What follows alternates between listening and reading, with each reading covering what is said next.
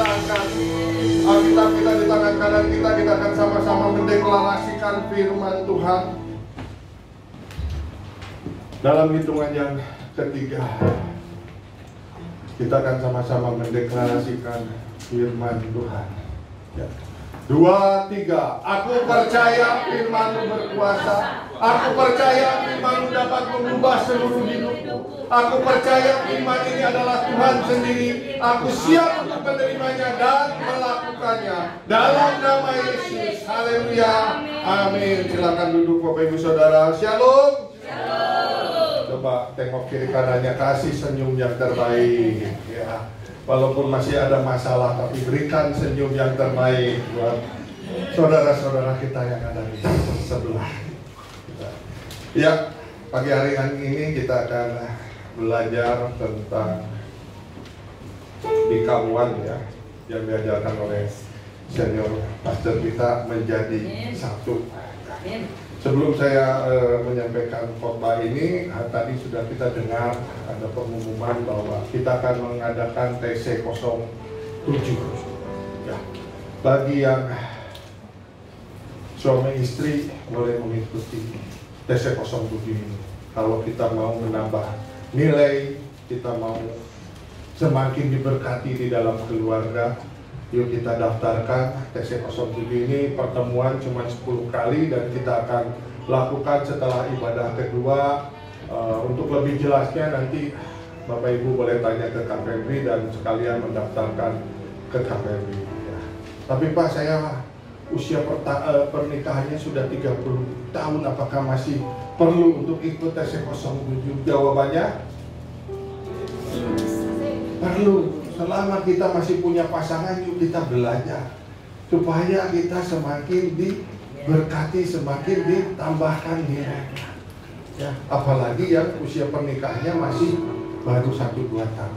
Ikuti TC 07. Segera daftarkan ya. Nanti kita akan minta ikut pelajarannya, ikut kelasnya di online aja. Jadi kita kumpul di sini.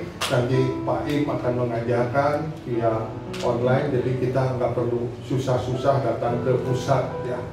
Saya rindu semua keluarga demi keluarga diberkati oleh Tuhan. Amin.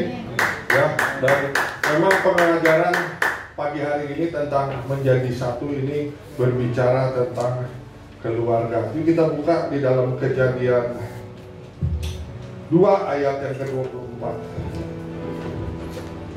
Kejadian 2 ayat yang ke-24. Sudah ketemu Bapak Ibu Saudara?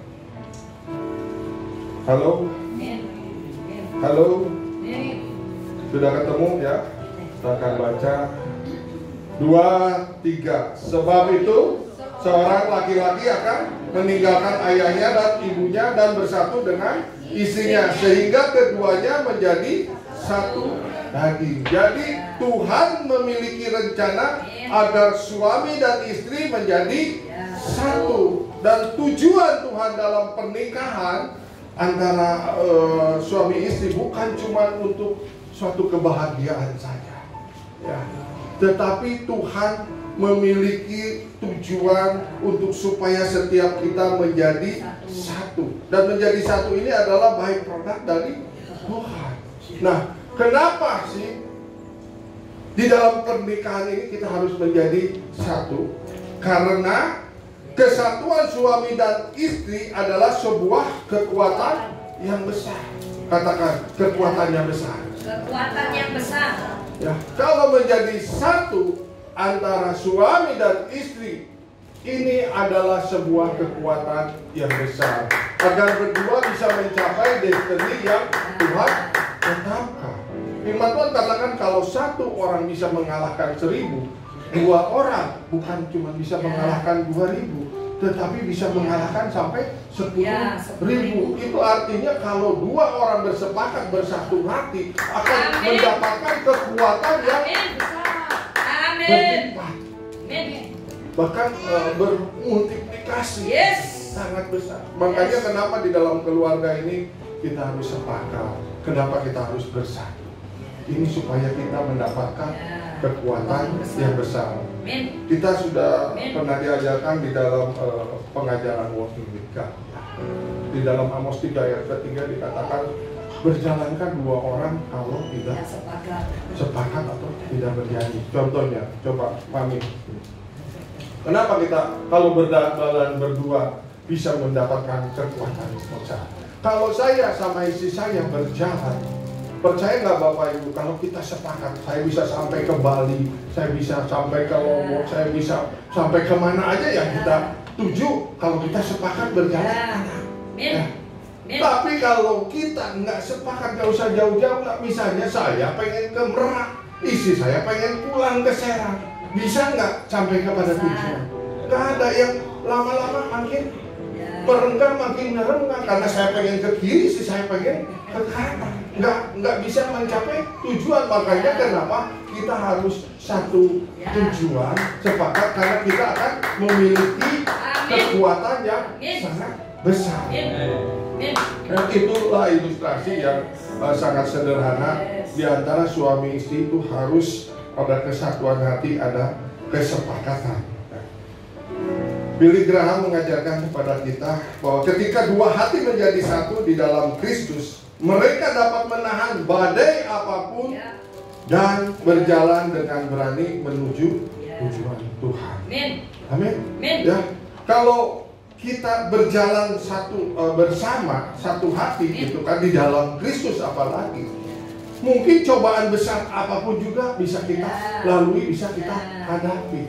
Ya, kita bersepakat sama istri kita, sama suami kita. Kita menghadapi suatu masalah yang sangat kompleks, sangat besar. Tapi kalau kita sepakat, kita pasti bisa melalui. Maka Billy Graham, badai pun bisa kita lalui dan kita bisa berani ya menuju apa yang menjadi destiny-nya Tuhan. Amin. Ku kan berdiri di tengah badai dalam kekuatan yang Kau berikan sampai kapanpun. Bukan bertahan karena Yesus selalu menopang hidupku. Sekali lagi kita akan pujian, bukan berdiri. Bukan berdiri di tengah badai dalam kekuatan yang Kau berikan sampai kapanpun.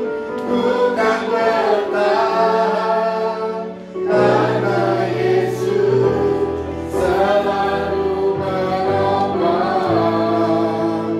hidupku.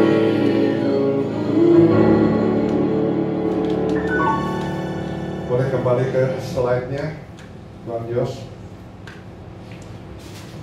Jadi kesatuan pernikahan yang akan menyebabkan kuasa surga yang besar atau pengurapannya turun atas keluarga, sehingga keluarga sanggup melakukan perkara yang besar. Ya. Kalau kita baca di dalam Matius 12, di slide Bapak Ibu nggak ada, ayat yang ke-25 dikatakan kalau satu kerajaan terpecah-pecah, dia pasti binasa. Ya. Dan setiap kota atau rumah tangga yang terpecah-pecah tidak akan bertahan. Ya. Kalau kerajaan saja, kalau kota saja, kalau rumah tangga saja terpecah-pecah, dia akan binasa dan tidak akan bisa bertahan. Makanya penting sekali kesatuan hati, ya, atau menjadi satu di dalam pernikahan ini, yang akan pengurapan Tuhan turun atas setiap keluarga, sehingga setiap keluarga sanggup untuk melakukan perkara yang besar. Kesatuan pernikahan menyebabkan diperintahkannya berkat Tuhan mengalir ke dalam rumah tangga. Ya, di dalam Mazmur 133 ayat 1, 2, dan 3, nyanyian dia Daud, sungguh alangkah baiknya dan indahnya apabila saudara-saudara diam bersama dengan rukun seperti minyak yang baik di atas kepala, meleleh ke janggut, yang meleleh ke janggut Harun dan keleleh jubahnya. Kesanalah Tuhan memerintahkan berkat. Amin. Jadi kalau ada kesatuan hati, ya, bahkan yang namanya kesatuan hati tentunya pasti rukun. Amin. Ya, pasti kita rukun. Dan kalau kita rukun, Tuhan yang berjanji memerintahkan berkat-berkatnya turun atas setiap rumah tangga demi rumah tangga, keluarga demi keluarga. Ya, saya mau curhat sedikit lah. Boleh ya? Curhat. Saya ini sekarang di rumah tinggal berdua.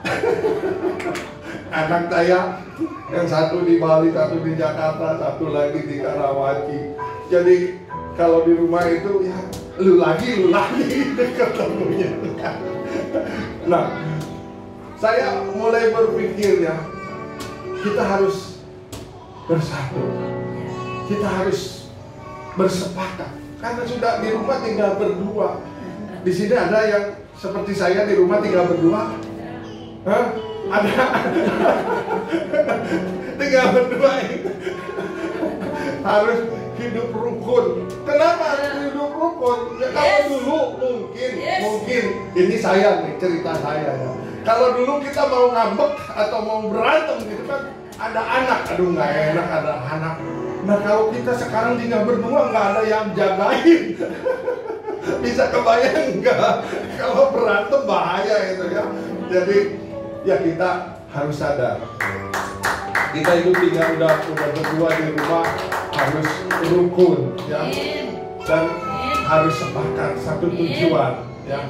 Dan kalau rukun pasti Tuhan memberkati setiap kita. Amin ya. Jadi sekali lagi Bapak Ibu, nanti yang sekarang belum mengalami nanti ke depan juga mengalami. Ingat ya omongan saya, kalau sudah tinggal berdua di rumah harus rukun. Karena kalau berantem nggak ada yang misahin. Tapi saya berdoa jemaat GBWT saya tidak akan berantem. Amin.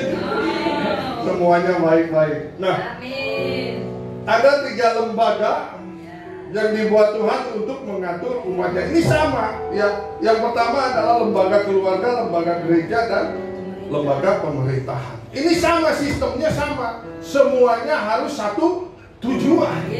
Kalau nggak satu tujuan tadi di dalam Matius 12 ayat 25, maka akan terpecah-pecah dan akan binasa, bahkan akan bisa lemah gitu. Ya, baik di keluarga, baik di gereja, baik di pemerintahan, semuanya harus satu tujuan. Makanya saya bilang, ayo di WTC Cilegon kita hidup rukun saja, penuh damai sejahtera, jangan ada yang baper-baperan, jangan ada yang kesakit, kepahitan gitu kan. Ya, kalau kecubit sedikit, kecolek sedikit, ya maklum aja. Namanya kita saudara ya, keluarga ya. Kalau kecolek sedikit ya nggak apa-apa, yuk habis lagi ya, berpelukan lagi gitu kan, baik-baikan lagi, sehingga di dalam gereja ini selalu ada kesatuan hati, ada damai sejahtera, ada kerukunan. Dan saya sekali lagi ingatkan, biarlah ini menjadi fondasi WTC Cilegon. Kita hidup rukun, damai sejahtera, nggak ada yang cari siapa yang lebih tinggi, lebih baik, posisi apa, nggak ada. Di dalam pelayanan itu sama ya. Bahkan pendoa saja yang di belakang layar, Tuhan akan berikan upah yang sama dengan yang seperti saya sekarang lagi khotbah, atau WL yang ada, atau pemain musik yang ada di rumah, sama. Walaupun pendoa di belakang layar, Tuhan berikan upah yang sama. Jadi nggak perlu lagi kita cari, wah saya punya posisi seperti ini, nggak ada. Kita punya melayani suatu penghormatan ya, supaya nama Tuhan saja yang dipermuliakan ya. Di gereja begitu, di pemerintahan begitu. Tapi pagi hari ini saya akan cuma berbicara tentang keluarga ya. Makanya dari awal kita katakan bahwa keluarga itu harus menjadi satu. Ada 5 cara untuk menggenapi menjadi satu ya.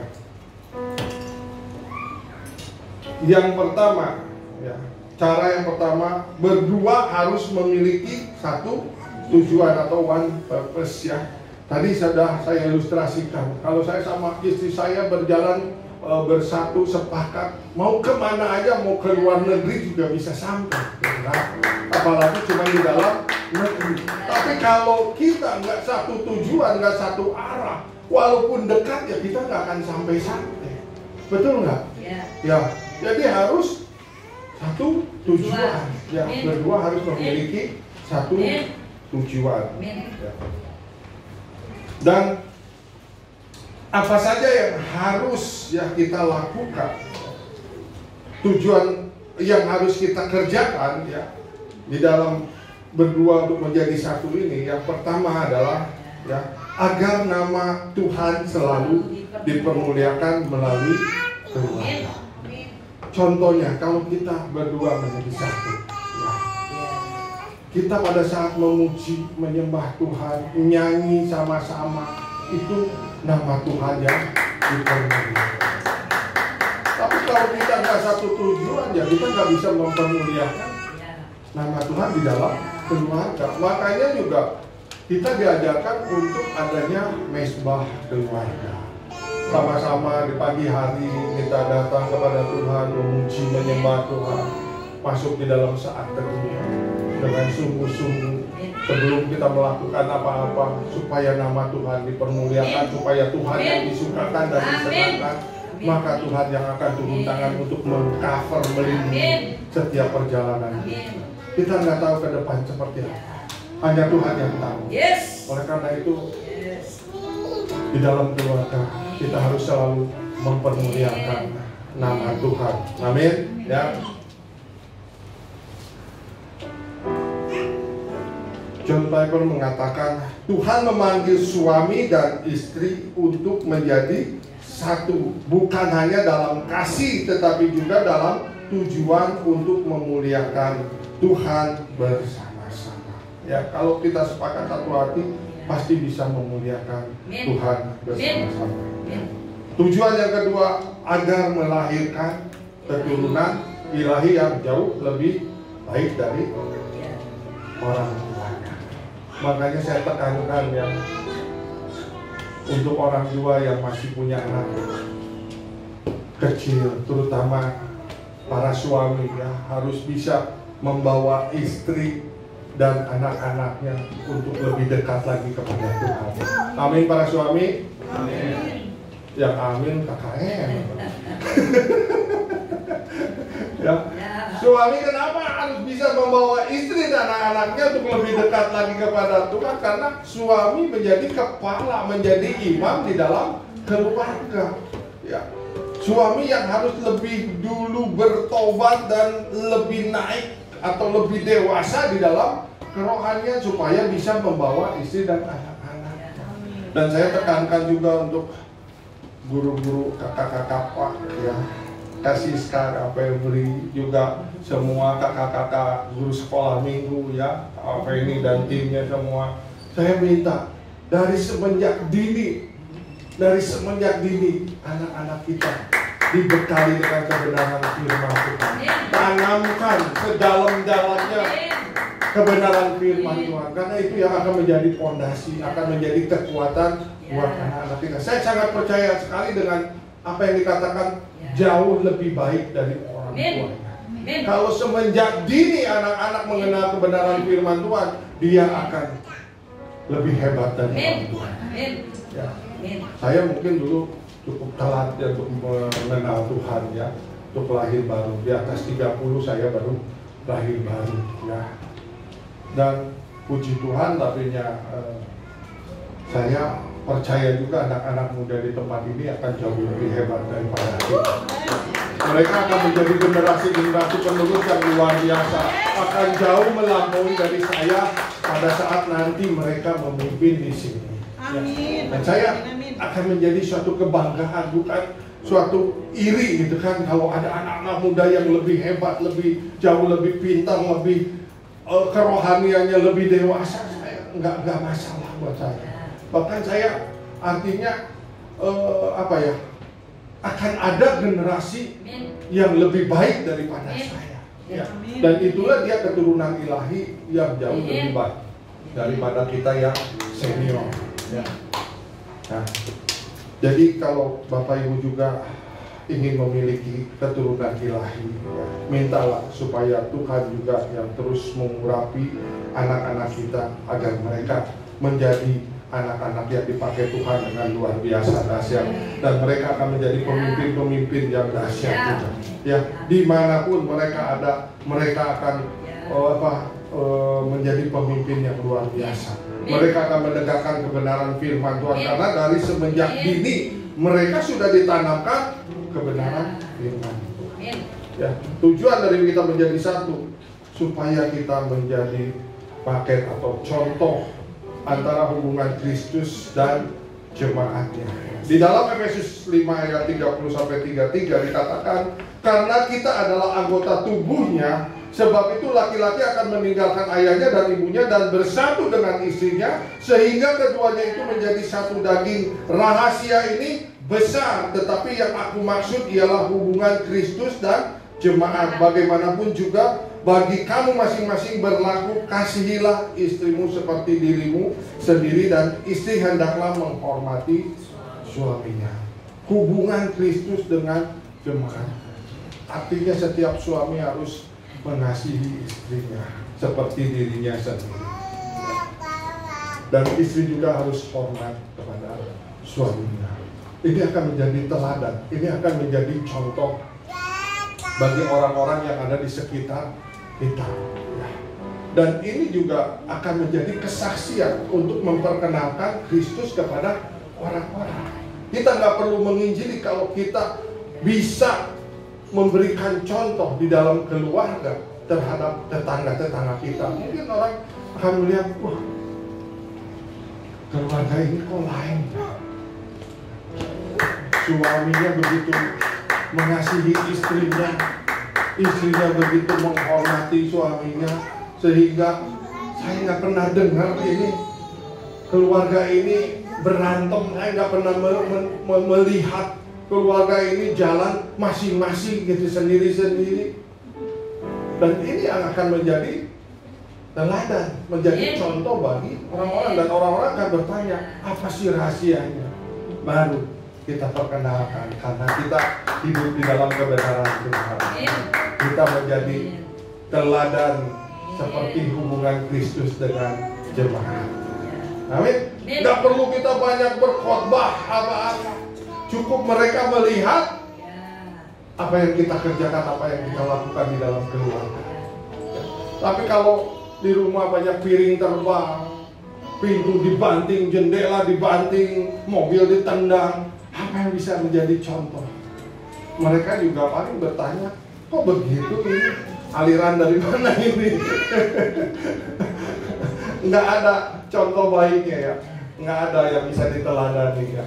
Sementara hubungan Kristus dengan jemaatnya itu penuh dengan kasih. Bahkan Kristus mau rela berkorban untuk jemaatnya, supaya setiap kita bisa diselamatkan. Amin. Paul Wesel mengatakan, pernikahanmu harus menjadi cermin hubungan Kristus dengan gerejanya. Itulah misi dan panggilan.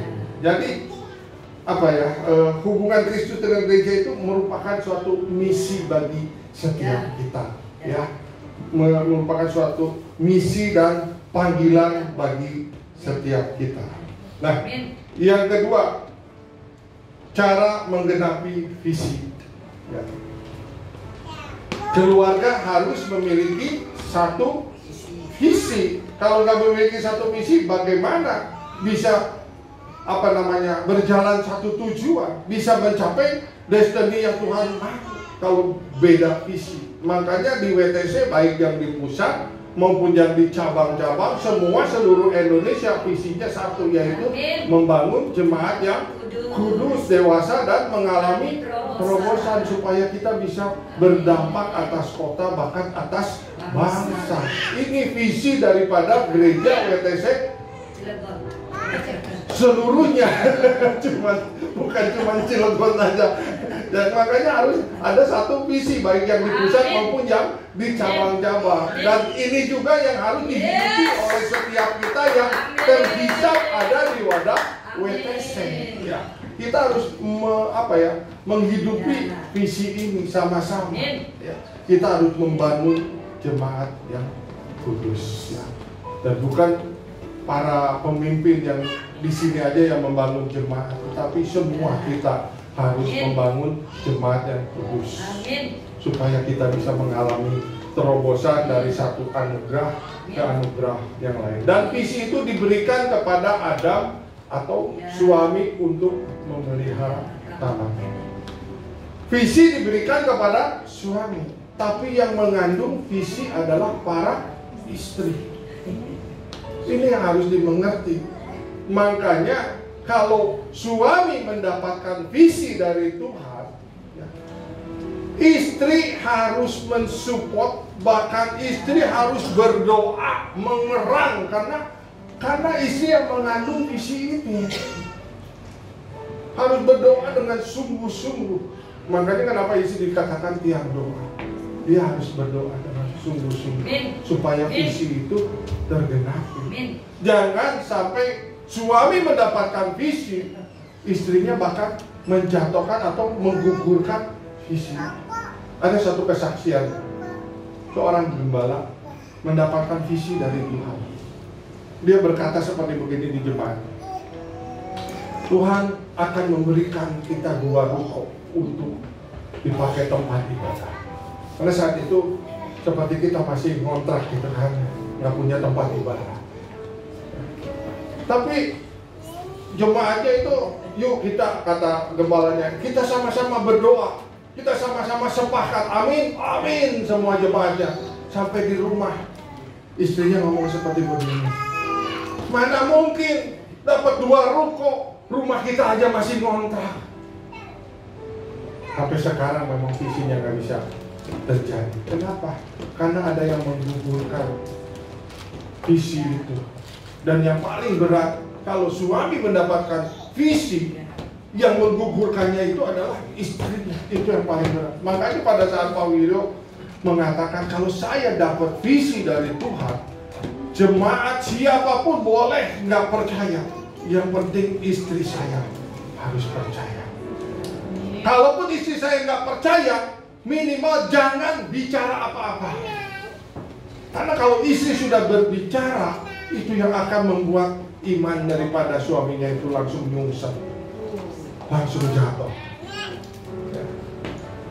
Makanya peran istri begitu penting untuk mengandung visi yang Tuhan berikan kepada suaminya. Di dalam Kejadian 2 ayat 15, ya, Tuhan Allah mengambil manusia itu dan menempatkannya dalam Taman Eden untuk mengusahakan dan memelihara taman itu.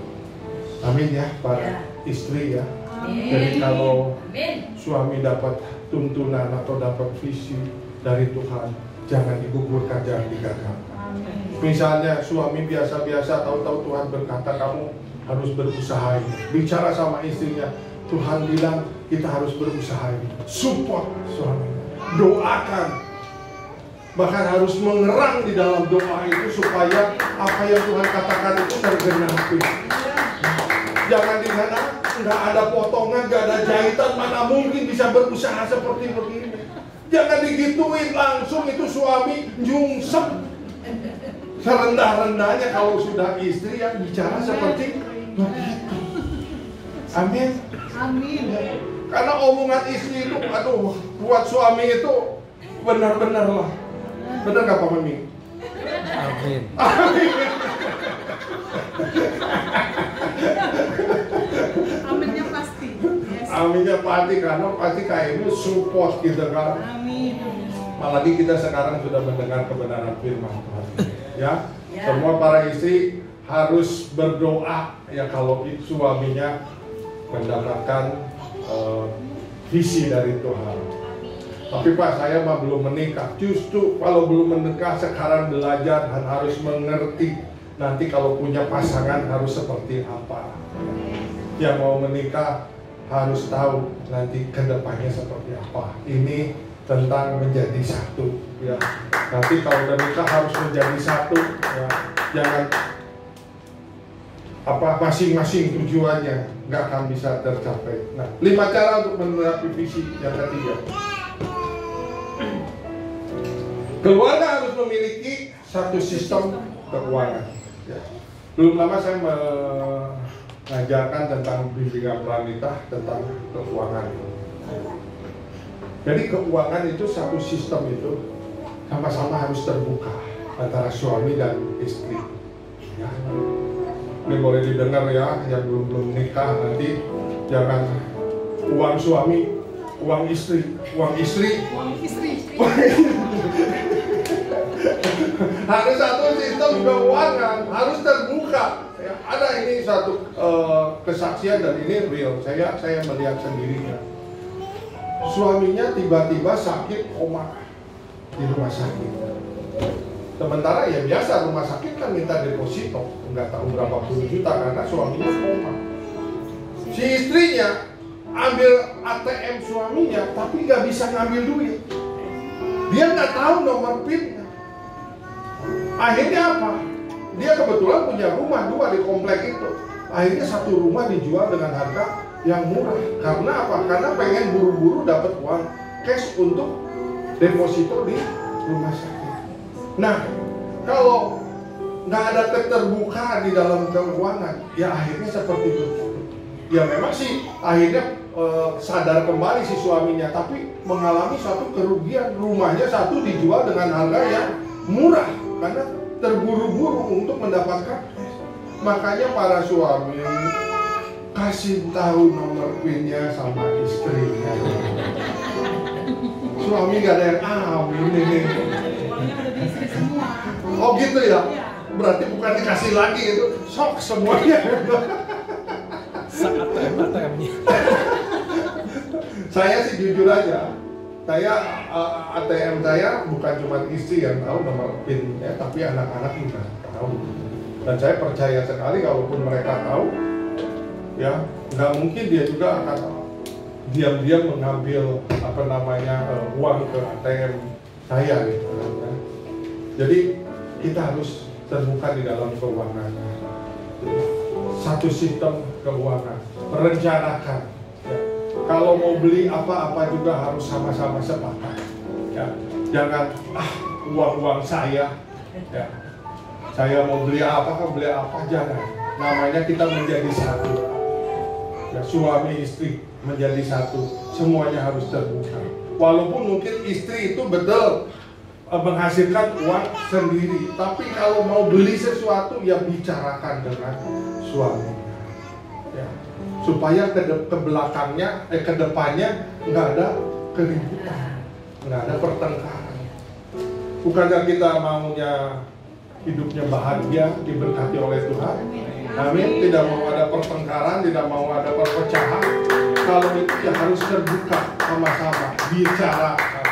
Di dalam BPN pun kita diajarkan tentang bagaimana komunikasi yang baik. Komunikasi itu ada 3 tingkatan. Komunikasi yang level rendah, level medium, dan level tinggi. Itu harus dibicarakannya di mana saja. Makanya masuk TC 07 supaya nanti lebih clear lagi diajarkan di dalam bagaimana kita bisa bahagia di dalam keluarga kita.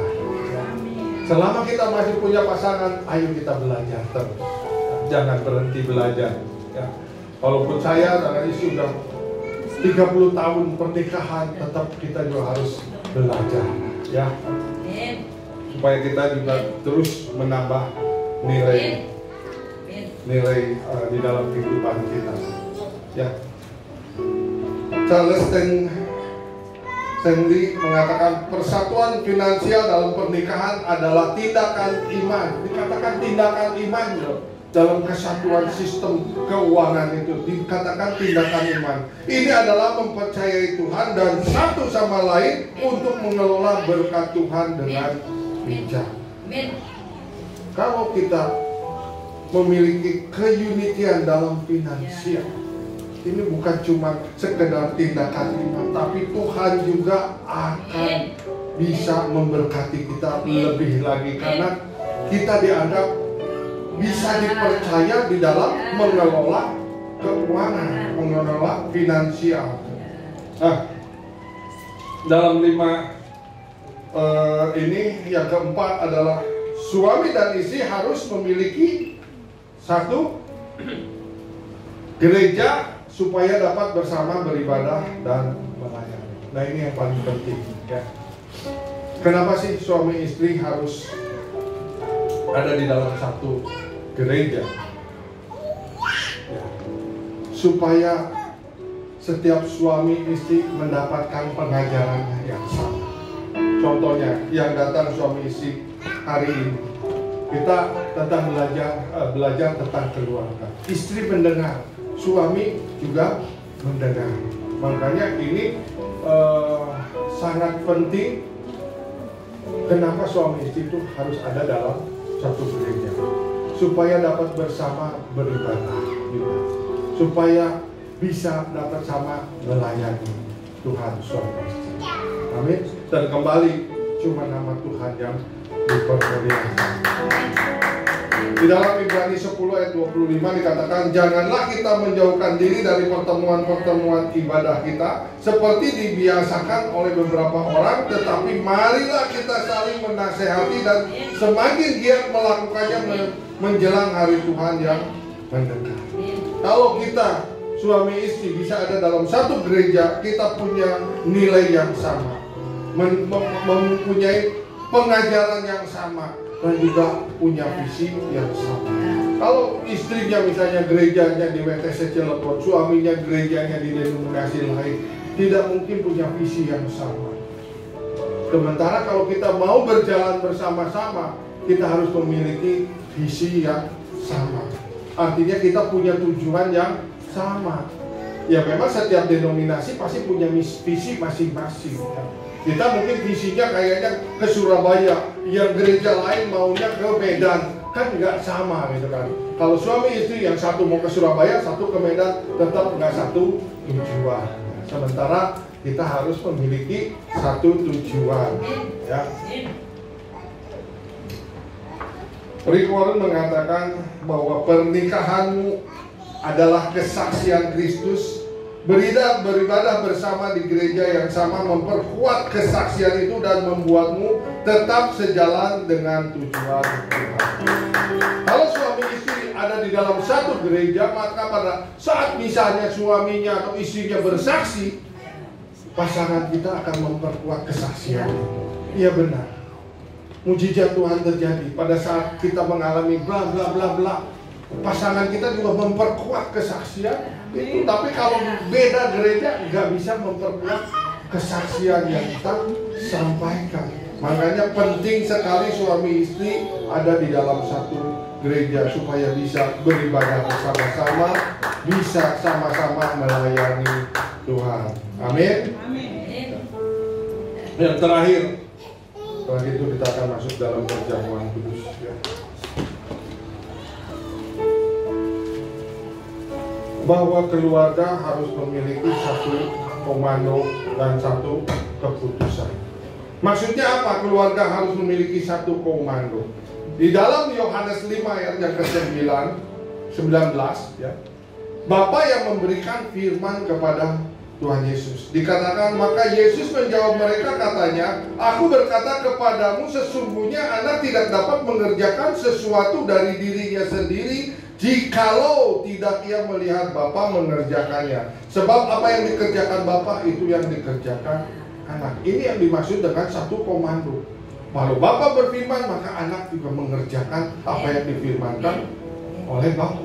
Bapa mengerjakan A, anak pun mengerjakan A. Itu yang namanya kesatuan.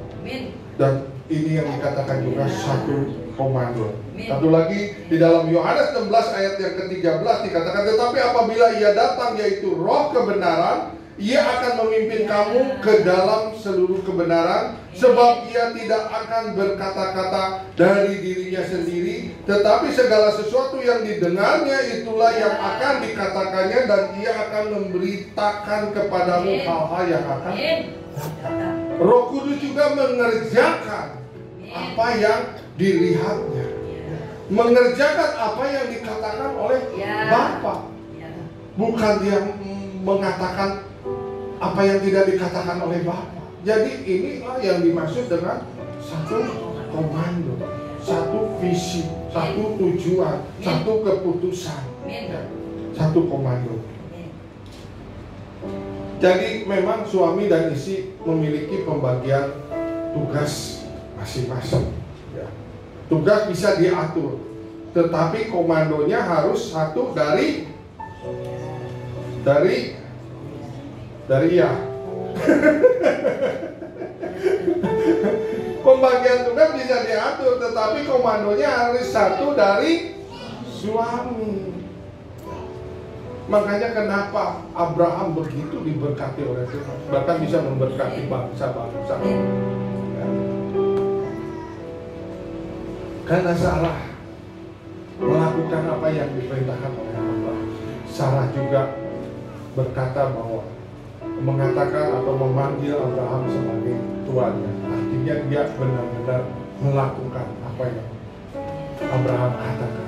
Sehingga Abraham ini diberkati oleh Tuhan luar biasa. Amin. Ya. Kenapa sih firman Tuhan mengatakan, hai istri tunduklah kepada suami. Bukan nanduk tetapi tunduk. Ya. Saling menghormati, saling mengasihi, supaya berkat Tuhan mengalir atas setiap kita. Amin. Tuhan Yesus memberkati kita semua. Saya panggil WL singer untuk naik musik maju ke depan. Kita akan masuk di dalam perjamuan kudus. Perjamuan kudus ini hanya diperuntukkan kepada setiap kita yang sudah dibaptis dan sudah di atas usia 12 tahun ya. Tetapi kalau ada Bapak Ibu yang belum dibaptis tapi sudah di atas 12 tahun, boleh mengambil perjamuan kudus ini ya. Asal kita percaya. Apakah semuanya sudah mendapatkan anggur perjamuan? Kalau belum, boleh mengangkat tangan, nanti Kak Ferdi bisa melayani. Kita akan tujuan.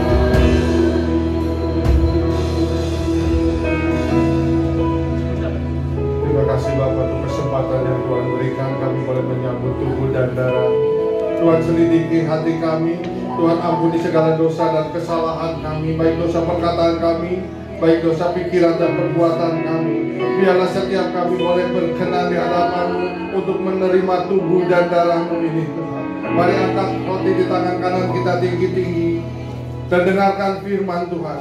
Sebab apa yang telah kuteruskan kepadamu telah aku terima dari Tuhan, yaitu bahwa Tuhan Yesus pada malam waktu ia diserahkan mengambil roti dan sesudah itu ia mengucap syukur atasnya. Ia memecah-mecahkannya dan berkata, inilah tubuhku yang diserahkan bagi kamu. Perbuatlah ini menjadi peringatan akan aku. Saudara yang terkasih, bukankah roti yang atasnya kita ucapkan syukur adalah persekutuan kita dengan tubuh Kristus? Amin. Mari kita makan di dalam nama Tuhan Yesus Kristus.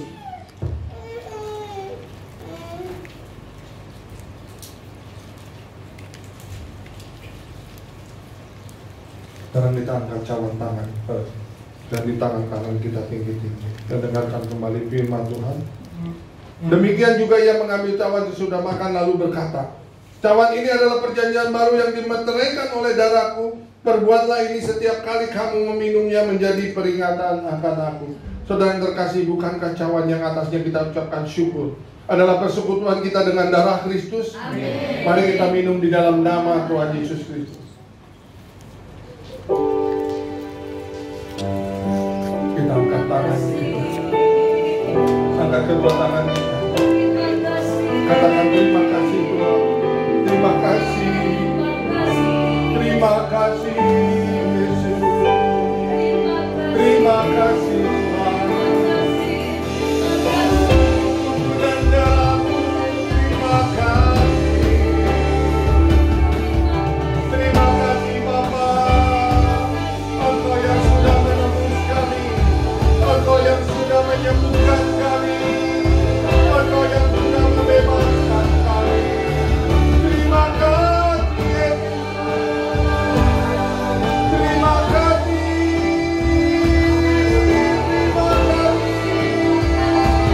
terima kasih, terima kasih, terima kasih Yesus, terima kasih. Puji syukur hanya bagi Tuhanku. Terima kasih Yesusku, terima kasih Yesusku. Puji syukur hanya bagi Tuhanku. Terima kasih Yesusku.